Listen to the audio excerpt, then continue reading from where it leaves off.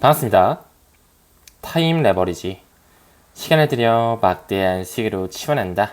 드디어 7월의 마지막 날이 밝았습니다. 7월달 한 달도 너무 고생 많으셨고요. 이제 또 8월달에는 또 암호화폐 시장 얼마나 또 좋은 훈풍이 불지, 정말 그 JP 모건의 CEO죠. 제이미 다이먼이 이야기한 것처럼 8월달에는 알트 시즌이 도래할 것이라고 예언한 바가 있었는데 여유 있게 좀 지켜봐 주셨으면 좋겠습니다. 제가 현재 쓰고 있는 리플 빅뱅 원고 마무리를 했고요. 이번 주 토요일날 출판사 대표님 직접적으로 만나서 계약을 체결할 것 같습니다. 아무쪼록 여러분들과 함께 같이 투자할 수 있음에 영광스럽게 생각하고 있고요. 오늘도 함께 성장해 주셔서 대단히 감사합니다. 천천히 시작해 볼까요? 기사를 보니까 리플 vs SEC 나오면서 이제 정말로 XRP의 소송이 끝날 수 있다라는 하나의 기사가 나오고 있네요. 이번 주 최종 판결이 예상된다라고 하면서 가격에 대한 이펙트는 어떻게 일어날까요? 저는 이 기사를 여러분들에게 말씀드리면서 한 가지 좀 언급드리고 싶은 마인드셋은 이럴 때일수록 우리가 일희일비하지 말고 조금 더 여유 있는 스탠스로 가져가면 어떨까? 이런 생각을 좀 전달드리고 싶습니다. 어차피 XRP 같은 경우는 폭발할 수밖에 없기 때문에 이미 그렇게 설계가 되어 있고 여러 시간 동안, 오랜 시간 동안 7년이 넘는 시간 동안 눌러왔기 때문에 그 상승분을 이끌 수밖에 없는 이슈라든지 연준에서의 스탠스, 받아들이는 그런 배경이 깔릴 수밖에 없다는 것을 알고 있기에 우리는 조금만 더 여유 있게 XRP에 대해서 투자를 진득하게 가져가 주시면 어떨까? 오히려 이런 스탠스를 좀 권장드리고 싶어요. 항상 투자를 정말 잘해 오시는 분들, 투자의 구루를 만나면 정말로 여유 있게, 진득하게, 우직하게 그 종목을 파면서 장기적으로 가져가시거든요. 저는 여러분들 또한 본인만의 투자 철학을 가져가시면서 장기적으로 우상향할 수밖에 없는 그 기관의 채택이 있을 수밖에 없는 그들이 채택한 코인들에 집중하면서 조금 더 시간을 드릴 수 있는 타임 레버리지 할 수 있는 멘탈을 지니셨으면 좋겠다라는 생각을 진심으로 좀 전달드리고 싶습니다. 일단은 리플과 SEC의 소송 승소로 끝날 수도 있고 악수하듯이 합의가 이루어질 수도 있겠지만 그들이 어떻게 시나리오를 마무리하고 또 어떤 식으로 질질 끌어댈 수 있는지 천천히 지켜볼 필요가 있겠죠. 일단은 여러 가지 미디어에서 이제 8월에는 좀 판결이 내려질 수 있다라는 스탠스로 보여지고 있는데요. 그 부분 일환으로 8월 1일 날 SEC의 비공개 회의가 또 잡혀져 있죠. 리플 판결에 대한 회의인지 아닌지는 모르겠지만 작년 7월 달에 이미 이 아날리스타 토레스 판사로부터 리플이 증권이 아니다라고 하는 부분 승소를 얻었기 때문에 반드시 리플사에 긍정적으로 소송이 마무리되면서 이제 미국을 필두로 한 국가에서 암호화폐를 받아들이고 규제의 명확성을 통한 새로운 법안들이 나올 준비가 되고 있다라고 좀 자신있게 말씀을 드리고 싶습니다. 미국 시간 기준으로 8월 1일 날 비공개 회의가 있지만 그렇다고 해서 8월 1일 지나서 8월 2일, 8월 3일 날 바로 XRP가 폭발하기보다는 우리가 아무도 생각하지 못한 어느 시점에 갑자기 자고 일어났는데 리플의 가격이 폭등해 있는 그런 타임라인 정도를 좀 정하는 시기가 아닐까. 한편으로는 이런 생각도 좀 들어요. 시간이 지날수록 암호화폐를 뭔가 받아들일 것 같긴 한데 트럼프에서 리플을 언급하는 거 아니야? 혹은 해리스 캠프에서 암호화폐를 받아들이면서 알트 시즌이 불어오지 않을까? 아니면 지금 현재의 바이든 행정부에서 FIT21 법안을 먼저 받아들일 수도 있겠네. 또 어떤 옵션이 있을까요? 이 비밀 회의를 통해서 어쩌면 SEC와 코인베이스의 소송, 바이낸스의 소송, 크라켄의 소송을 먼저 좀 끝내면서 리플사에게도 직간접적으로 규제에 대한 명확성이 올 수밖에 없는 그런 실마리가 제공될 수도 있고, 혹은 정말 트럼프가 최근에 비트코인 2024 컨퍼런스에서 이야기한 것처럼 SEC의 위원장이 해임될 수 있다는 가능성 또한 열릴 수도 있지 않을까? 이렇게 좀 여러 가지 팩터들을 생각하면서 뭐부터 대중들에게 뿌려질지 우리는 천천히 여유 있게 좀 기다려 주셨으면 좋겠습니다. 많은 분석가들이 리플의 소송이 끝나게 된다면 어디까지 폭발할 수 있을까? 가격적인 부분의 그 랠리를 예상하고 있거든요. 한 분석가는 5달러를 좀 이야기하고 있습니다. 환율 1,400원을 계산해 봤을 때 7,000원 정도 가격을 보여주는 돈이죠. 7,000원만 가더라도 올타임 하이를 넘으면서 얼마나 우리에게 큰 계좌잔고로 돌아올지 생각만 해도 너무 좋은 것 같은데 한 번에 5달러까지 끌어올리기보다는 조금 점진적으로 올리면서 많은 개미 투자자들이 또한 유입이 되지 않을까? 이런 개인적인 생각도 전달드려보고 싶네요. 최근에 그 트럼프 피격 사건을 맞춘 예언가가 있었죠? 그자가 리플 5달러라고 또 이야기한 바가 있었는데 뭔가 좀 병렬적으로 겹치는 가격 가이드라인인 것 같고요. 일단은 좀 1달러부터 넘으면서 XRP가 폭발할 수 있는 시기, 그 규제에 대한 명확성이 왔으면 좋겠습니다. 많은 전문가들이 이야기하는 것처럼 이제는 판도를 완전히 바꿀 수 있는 이 스크립트의 대반전 시기, 소송에 대한 마무리로서 리플에 대해서 긍정적으로 폭발 시그널이 나올 수밖에 없다는 것은 기정사실이라고 생각을 하고요. 저는 조금 더 여유 있게 3분기를 좀 통으로 관망하면서 리플의 수량에 포커스를 맞추면 좋지 않을까? 이런 개인적인 생각을 전달드려 보겠습니다. 사실 그 전문가라든지 예언가가 한 이야기처럼 리플에 대해 짧게 보면은 5달러도 볼 수가 있겠지만 정말로 연준에서 받아들이고 BIS가 함께 추진하고 있는 CBDC의 세상에서의 도매용 CBDC에 이동해서 XRP의 유틸리티가 인정된다면 좀 더 나아가서 달러의 역사의 마무리와 함께 세계 준비 통화로의 가능성 그리고 브릿지 커런시로서 확립을 하게 된다면 리플에 장기 투자하는 그 가치가 충분히 있다라고 말씀을 드렸죠. 그 세력들의 움직임을 천천히 지켜보면서 또 정치적인 영향력과 어떻게 맞물리게 되고 매크로 이슈와 또 어떻게 톱니바퀴를 일궈 나갈지는 시간 문제라고 생각을 합니다. 최근에 CME 그룹에서 어느 정도 XRP를 인정하는 듯한 크립토 인덱스 그 파생 상품 시장에 합류를 시켰었죠. 이 ICP뿐만 아니라 XRP를 7월 29일부터는 이제 완전한 지표로 활용을 하면서 조금씩 제도권에 편입되는 듯한 리플의 움직임이 나왔습니다. 이제 실제로 이 타임라인이 지났기 때문에 CME 그룹에서 XRP를 리얼타임 인덱스로서 명시하고 있다라는 거, 이 서브 카테고리로 보여지고 있고요.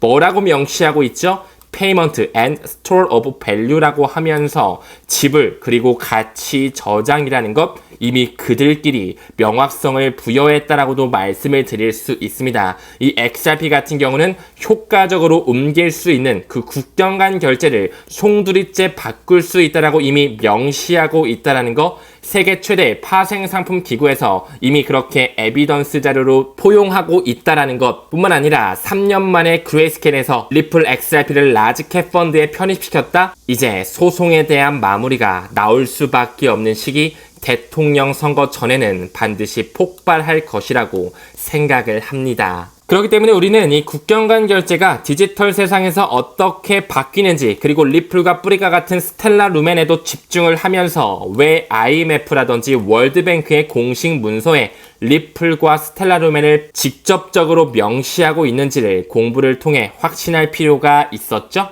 많은 구독자 선생님들께서 리플뿐만 아니라 스텔라 루멘 또한 투자를 하고 계시는데요. 반드시 리플 혼자 폭발하기보다는 소매용 CBDC의 유틸리티를 적용받을 수밖에 없는 스텔라 루멘 또한 병렬적으로 함께 움직여질 것입니다. 이 점을 참고하시면서 꾸준하게 수량에 포커스를 맞추시는 것을 권장드리고 싶네요. 다음 기사 봤을 때 이 비트코인 네트워크 그 채굴과 연관성을 가져가는 해시레이트가 사상 최고치를 보여주면서 슬슬 새로운 최고가를 보여줄 수 있는 가능성이 농후해지고 있거든요. 그 부분의 일환으로 이제 비트코인의 반감기가 100일이 정확히 지났습니다. 이제 반감기가 3개월 정도 지났기 때문에 조금씩 축적의 단계를 마무리하고 그들이 끌어올리는 시기와 맞물린다라고 말씀을 드렸습니다. 역사적인 패턴을 미루어 보았을 때 제가 항상 말씀을 드렸죠. 전통적인 불장 사이클 같은 경우는 반감기 이후에 3개월 뒤에 오는 것이 아니라 6개월에서 8개월 정도 있다가 왔다라고 말씀을 드렸습니다. 우리는 지금 어느 시점에 있냐고요? 베어 트랩의 거의 끝단에 있다라고 말씀을 드렸습니다. 최근에 있었던 개미 무덤 구간을 지났고요. 그들이 끌어올릴 수 있는 시기와 조금씩 가까워지고 있다는 것을 반드시 염두하시면서 마지막 기회 순간을 우리는 반드시 포착할 필요가 있다는 것 참고해 주시면 좋을 것 같습니다. 다음 트위터를 봤을 때 2018년서부터 이 세계에서 가장 많이 부를 차지하고 있는 영향력 있는 가문이죠. 그 붉은 방패라고도 불리는 로스차일드 가문이 리플을 언급했다라는 것 말씀을 드렸던 것 같은데요. 그 로스차일드 가문의 산하에 있는 이 에드몬드 더 로스차일드 펀드 안에 SBI의 주식을 가지고 있고 그들은 리플을 어느 정도 소유하고 있었다라고 말씀을 드렸습니다. 그 공식 펀드 보고서에 리플 XRP가 명시되어 있다는 것 굉장히 우리가 중요한 인덱스로 볼 필요가 있다라고 말씀을 드렸습니다. 이 리플의 초기 투자 자금을 봤을 때도 유대계 자본이 굉장히 깊숙하게 끼어들어가 있다라고 말씀을 드렸죠. 우리는 이를 비트코인으로서 완전히 이해를 통해서 달러의 역사의 마무리, 새로운 세계 준비 통화의 가능성 또한 리플과 병렬적으로 볼 필요가 있다라고 말씀을 드렸습니다. 왜 SBI 그룹이 리플과 합작회사까지 가지고 있고 R3와 함께 가면서 기타오 요시타카 SBI 그룹 회장은 2025년을 중요한 분기점으로 바라보고 있는지 이제 머지않은 시점 리플에 대한 전성기가 다가오고 있음을 몸소 느끼실 것입니다. 다음 기사 봤을 때 리플과 친화적으로 가고 있는 변호사죠. 이 존 디튼 역시 까말라 해리스한테 뭐라고 말하고 있죠? 게리 갠슬러 이제 해고해야지. SEC의 위원장을 해고하라고 촉구하고 있습니다. 한 번 더 나아가서 이 오바마 대통령 시절부터 임명됐던 토레스 판사 역시 과거부터 SEC를 비판하고 있다는 것을 미루어 보았을 때 조금씩 SEC 위원장의 자리가 위협받고 있는 모습 또한 여러 방면에서 볼 수가 있을 것입니다. 이제 슬슬 해리스 역시 암호화폐를 받아들일 수 있도록 관계를 재정립하고 있다라고 말씀을 드렸고요. 그가 정말로 비트코인을 어느 정도 이해하고 XRP에 대해서 공부를 하고 리플에 대한 가치를 바라본다면 비트코인에 대한 표면적인 가치뿐만 아니라 리플 XRP에 잠자고 있는 이 포텐셜 또한 알 수밖에 없는 시기는 올 거라고 생각을 합니다. 어떤 이슈로서 리플에 대한 펀더멘탈을 확증할 수 있는 가치 반영의 시기가 올진 모르겠지만 그 재료가 될 수 있는 인물과 사건과 시나리오는 질비하게 나열돼 있다는 것 우리는 긍정적인 마인드셋이 지금 현재 필요한 시점입니다. 다음 기사 봤을 때 한 행사에 참여 기관들이 나열되어 있는데요. 여기에 리플과 스텔라 재단이 끼어들어가 있거든요. 이제 영국 런던에서 9월 달에 열리게 되는 디지털 화폐 컨퍼런스가 준비되고 있는데요. 과연 거기서 어떤 주제로 그리고 어떤 스폰서와 함께 행사가 준비되어 있는지 우리는 면밀하게 살펴볼 필요가 있겠죠. 공식 홈페이지에 좀 들어왔습니다. 디지털 화폐 컨퍼런스 천천히 준비가 되고 있고요. 9월 23일부터 9월 24일에 런던에서 개최가 되고요. 그 컨퍼런스의 주제는 사용에 대한 견해, 이제 앞으로 디지털 생태계에서 실제적으로 살아남을 수밖에 없는 실행 가능하고 실제적인 사용 사례와 사용자 경험의 중요성 탐구라는 주제로서 하나의 디지털 화폐 컨퍼런스가 열린다. 여기에 리플사와 스텔라 재단이 들어갈 뿐만 아니라 스폰서십으로서 어깨를 나란히 하고 있네요. 리플과 스텔라 함께 들어가 있고요. 비자 카드 또한 들어가 있네요. 이미 이 밑에 있는 아마존 웹 서비스 또한 리플의 고객사라고 말씀을 드렸고요. 파이어블럭스뿐만 아니라 아이데미아 역시 마스터카드와 함께 손을 잡으면서 리플과 함께 CBDC 플랫폼을 구축하고 있다라고 말씀을 드렸고요.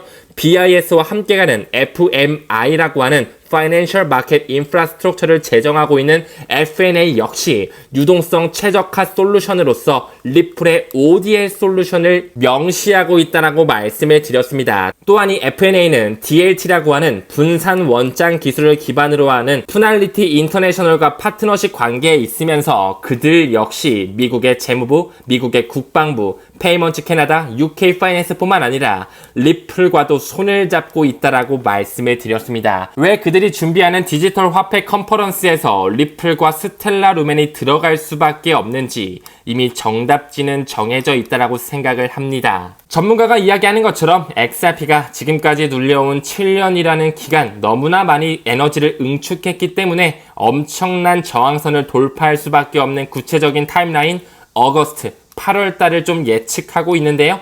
8월 며칠이 될지 모르겠습니다. 8월 1일 달의 비공개 회의 바로 이후에 일어나기보다는 우리가 기대하지 않은 어느 시점 3분기 안에 그 브래드 갈링 하우스가 이야기한 것처럼 여름이 끝나기 전에 폭발이 나올 수밖에 없다라고 생각을 하거든요.